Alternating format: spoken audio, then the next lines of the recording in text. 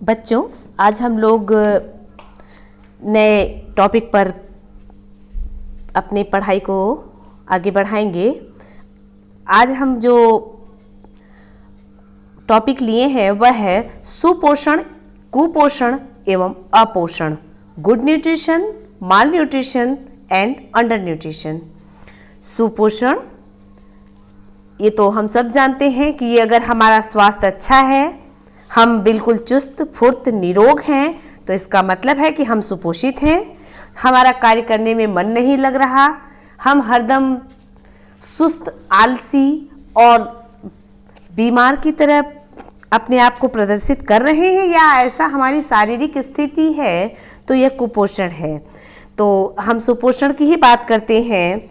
सुपोषण वह स्थिति है जिसमें व्यक्ति शारीरिक, मानसिक, सामाजिक एवं आध्यात्मिक रूप से स्वस्थ रहता है। उसकी क्रियाशीलता उसकी उम्र के अनुसार बनी रहती है। उम्र के अनुसार, वजन के अनुसार क्रियाशीलता यदि बनी है तो व्यक्ति आप सुपोषित है। बहुत सारे वैज्ञानिक ने अनेक परिभाषाएं दी हैं, लेकिन एकदम सिंपल भाषा में समझिए कि सुपोषण वह स्थिति है जिसमें सभी पौष्टिक तत्व समान मात्रा में या उचित मात्रा में व्यक्ति की कार्य क्षमता में वृद्धि करने के लिए, व्यक्ति को शारीरिक, मानसिक रूप से स्वस्थ रखने के लिए आवश्यक है, वह सुपोषण की स्थिति है। और हम सुपोषण पर बात करते हैं तो यह भी ध्यान देते हैं कि सुपोषण एक ऐसी स्थिति की बात करता है जहां पर व्यक्ति हमेशा धनात्मक प्रभाव देता है, व्यक्ति प्रसन्न रहता है, अपना स्वास्थ्य बनाने के साथ साथ परिवार और समाज को भी समृद्ध बनाए रखने के लिए प्रयत्नशील होता है। ये पोषण के प्रकार हैं, जिसमें सुपोषण पहला है और दूसरा पॉइंट है कुपोषण।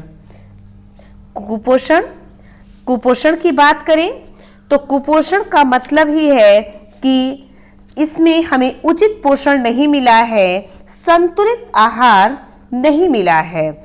इसमें वह असामान्य स्थिति है जिसमें एक से अधिक पौष्टिक तत्वों की कमी या आधिक्य, मतलब जो हमारा संतुलित आहार था उसमें या तो कमी आ गई या तो अधिकता हो गई, जिसके कारण हमको कुपोषण हो गया है।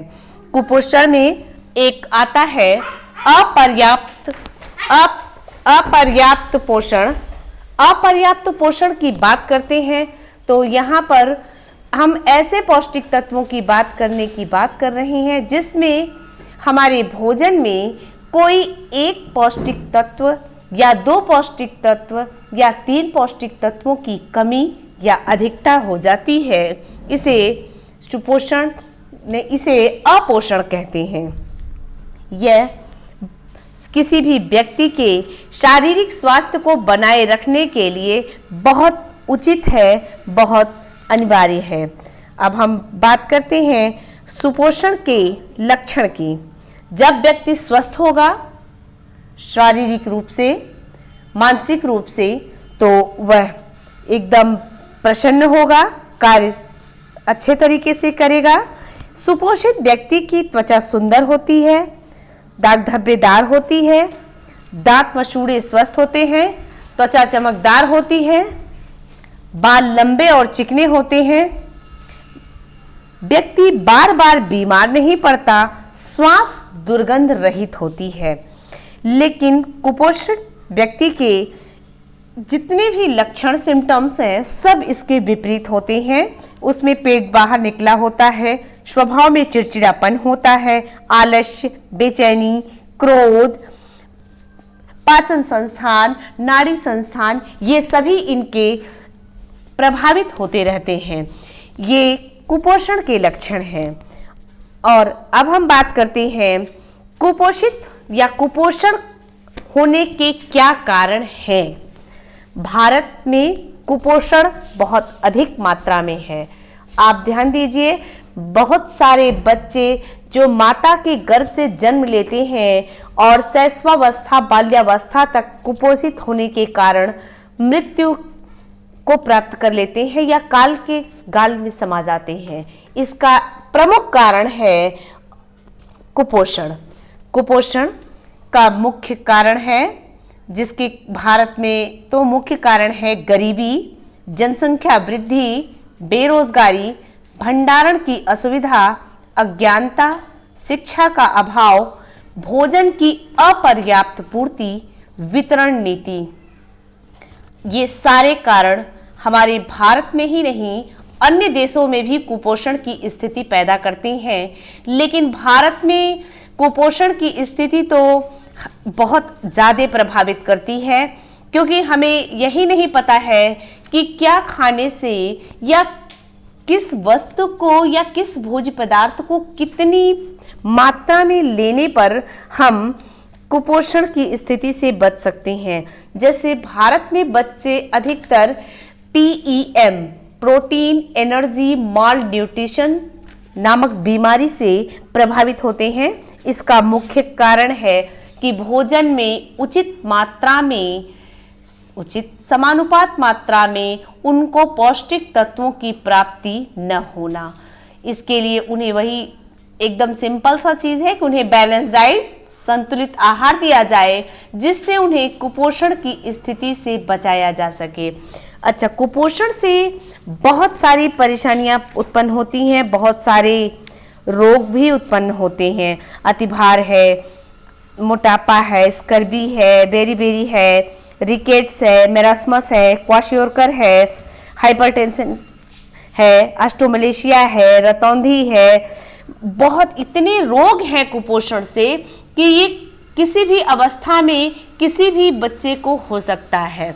बहुत से अवस्थाओं में कुपोषण की स्थिति की हम बात करें तो कुपोषण गर्भावस्था, धात्रीवस्था में भी होता है। ऐसा नहीं है कि केवल और केवल यह आपको बालकों को होता है, यह किसी भी अवस्था में और किसी भी उम्र के व्यक्ति को हो सकता है। ये कुपोषण है। कुपोषण की स्थिति से सुधरने के लिए या उभरने के लिए बहुत सारी राष्ट्रीय और अंतर्राष्ट्रीय एजेंसीज भी अपने स्तर पर कार्य कर रही हैं, जिससे भारत में बाल मृत्यु दर में कमी आए।